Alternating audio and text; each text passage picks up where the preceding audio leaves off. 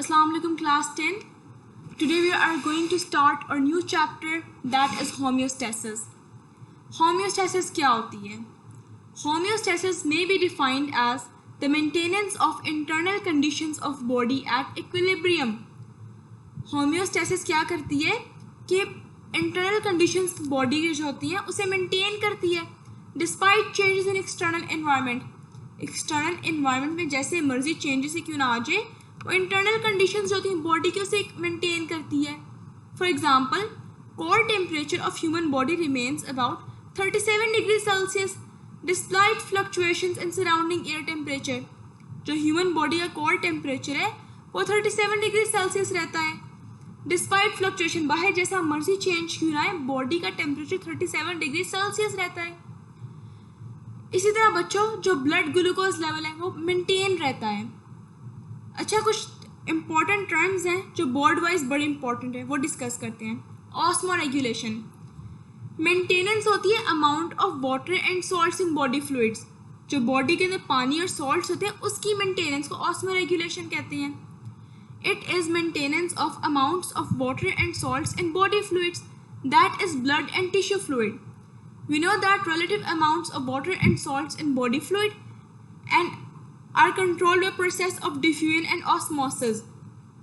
हमें पता है कि जो salts के concentration वगैरह है वो diffusion और osmosis से control होती है, जैसा कि हम पिछली क्लास में पढ़ चुके हैं 9th क्लास में. Excretion ये एक और homeostatic process है. Metabolic waste इससे eliminate होते हैं body से ताकि internal conditions को maintain किया जा सके. Excretion is a process of homeostasis.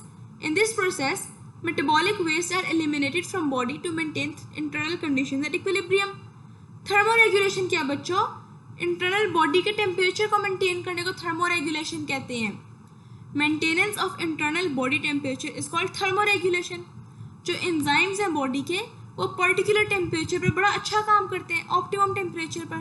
अगर टेम्परेचर ऊपर नीचे हो जाए तो एंजाइम्स काम नहीं करेंगे, फंक्शनिंग खराब हो जाएगी. तो थर्मोरेगुलेशन मेंटेन करता है इंटरनल बॉडी टेम्परेचर को. Homeostasis in plants. Plants respond to environmental changes and keep their internal conditions constant. Plants जो हैं वो एनवायरमेंटल चेंजेस को रिस्पॉन्ड करते हैं और कंडीशंस कांस्टेंट कैसे रखते हैं? होम्योस्टेसिस के थ्रू.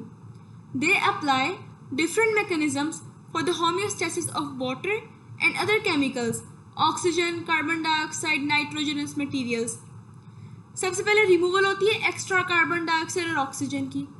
डे टाइम में बच्चा क्या होता है कि कार्बन डाइऑक्साइड सेलुलर रेस्पिरेशन से जो प्रोड्यूस होती है वो फोटोसिंथेसिस में यूटिलाइज हो जाती है.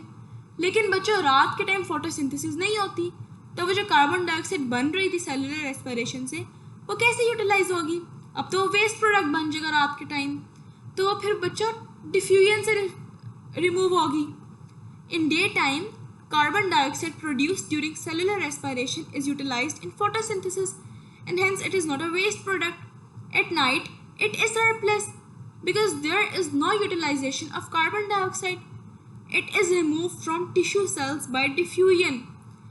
Leaves और young stems में क्या होगा कि स्टोमेटा के थ्रू कार्बन डाइऑक्साइड निकल जाएगी, जैसे कि हमने पढ़ा था पिछले चैप्टर में गैसियस एक्सचेंज में स्टोमेटा का role. In young roots, carbon dioxide diffuses through general root surface, especially through root hairs.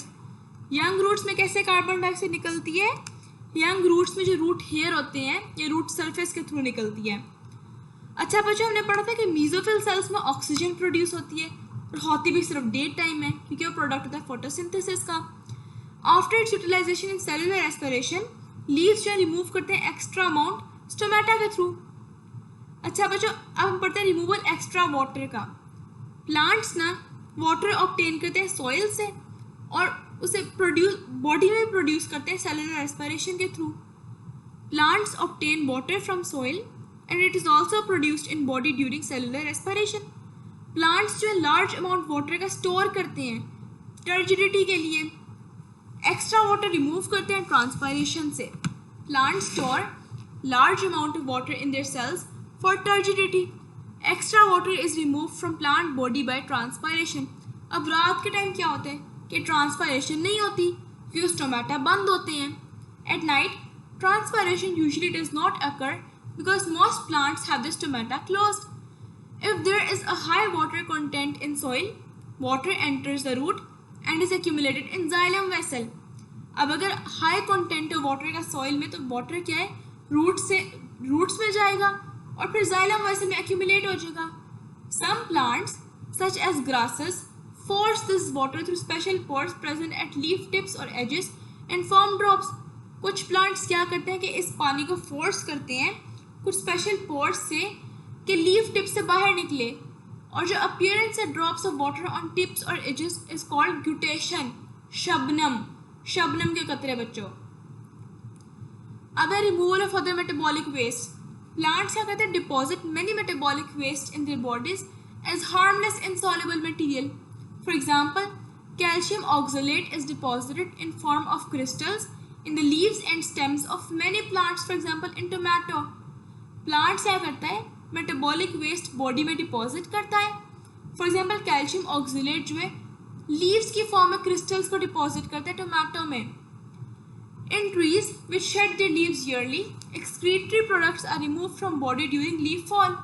वो लीव्स जो अपने पत्ते झड़ते रहते हैं वो क्या करते हैं कि एक्सक्रीटरी प्रोडक्ट्स को उनमें as a leaf fall remove करते हैं बॉडी से.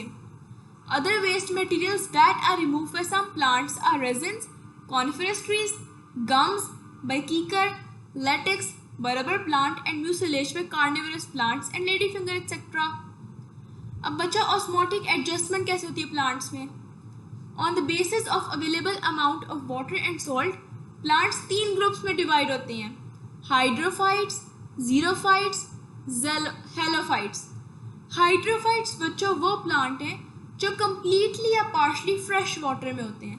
उन्हें पानी की कमी का शिकार नहीं करना पड़ता, उनके पास बेतहाशा पानी होता है. Hydrophytes are the plants which live completely or partially submerged in fresh water. Such plants do not face problem of water shortage. They have developed mechanisms for the removal of extra water from their cells. अब उन plants को पानी की shortage का मसला नहीं होता, उन्होंने पानी निकालना होता है एक्स्ट्रा अपने आप से. तो hydrophytes have broad leaves with large number of stomata on the upper surface. उनके ब्रॉड लीव्स होते हैं जिनमें ढेर सारे स्टोमेटा होते हैं ताकि ढेर सारा पानी निकल सके उनमें से. This characteristic helps them to remove extra amount of water. The most common examples of such plants is water lily. अब बच्चों ज़ीरोफाइट्स. ज़ीरोफाइट्स ड्राई environment में रहते हैं. They possess thick waxy cuticle over their epidermis to reduce water loss from internal tissues. बच्चों ज़ीरोफाइट्स ना dry environment जैसे सहरा, रेगिस्तान ऐसी जगह पर होते हैं.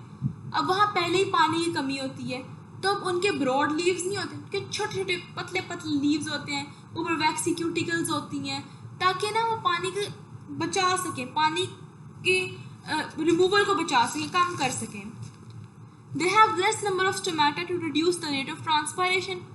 सच plants have deep roots to absorb maximum water from soil.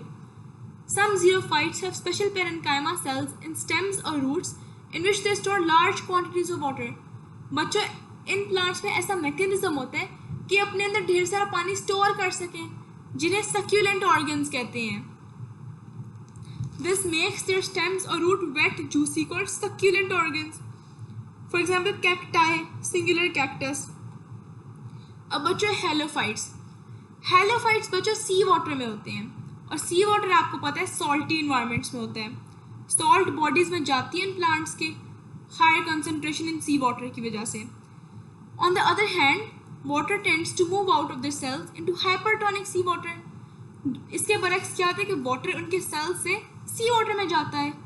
When salts enter into cell, plants active transport करते हैं और ढेर सारा सॉल्ट अपने वैक्यूल्स में रखते हैं.